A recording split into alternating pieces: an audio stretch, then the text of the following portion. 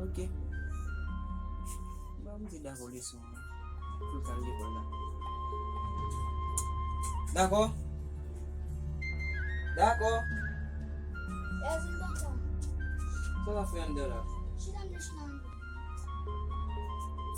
I believe that I'm going to this one. Me तो depuis avant hier, on t'a absorbé dedans. On a dit parler collègue.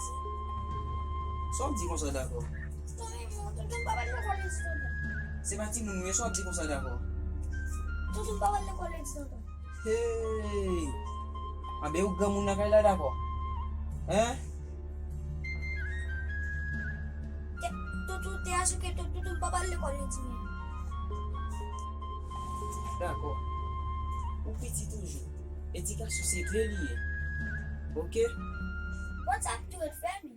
Oh my God! Wow! Do it! Just do it!